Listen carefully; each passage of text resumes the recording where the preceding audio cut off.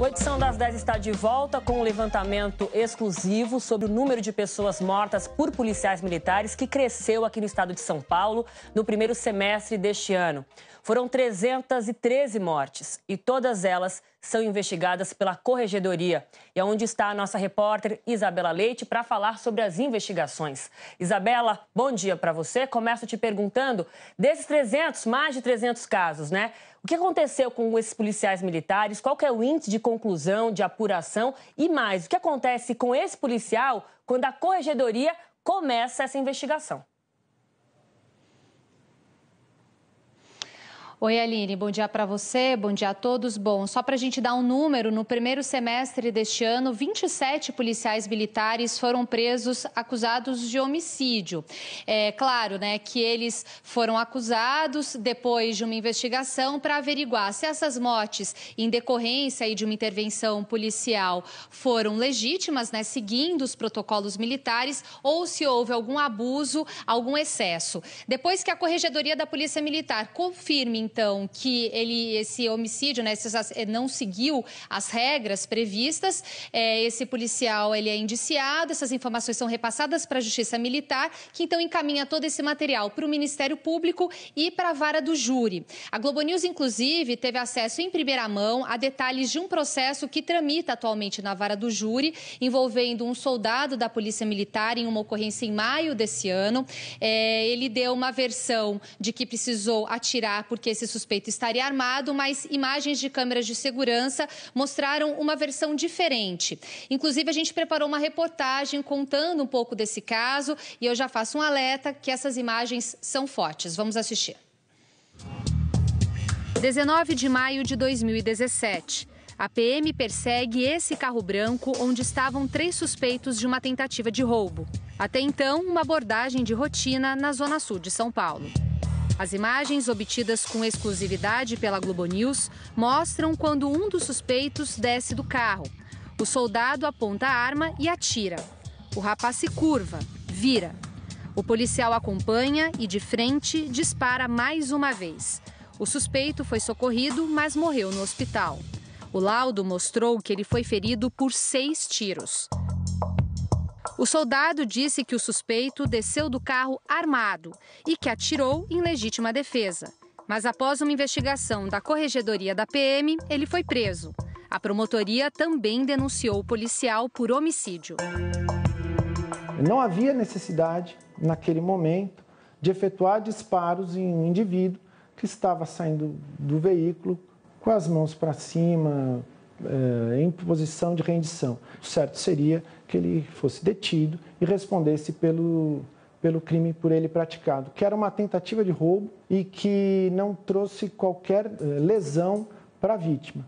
Após o cometimento do crime, numa tentativa de justificar a sua conduta, o policial acusado apresentou aos seus superiores hierárquicos um revólver com numeração raspada, cuja posse ele atribuiu à vítima.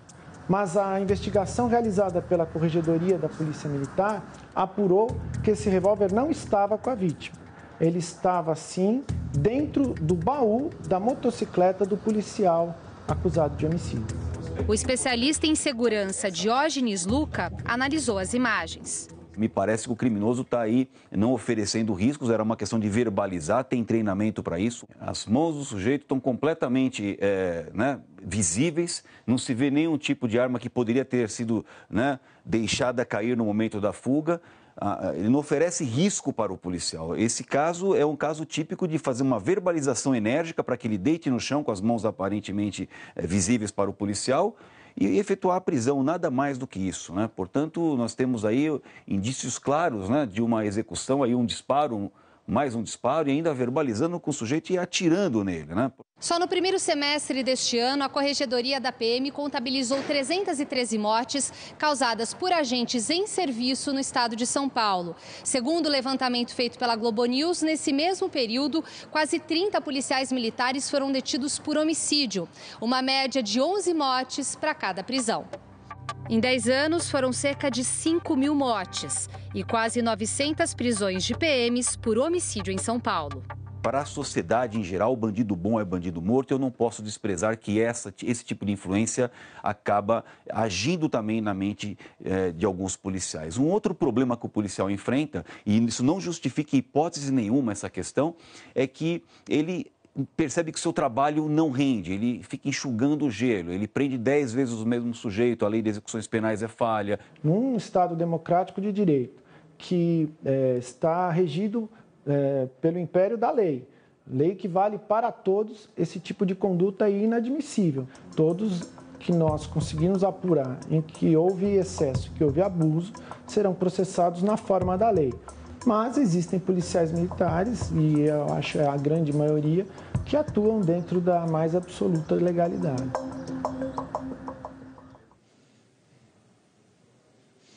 Bom, esse soldado da Polícia Militar chegou a ser preso, mas ele foi solto cerca de um mês depois, após obter um alvará de soltura.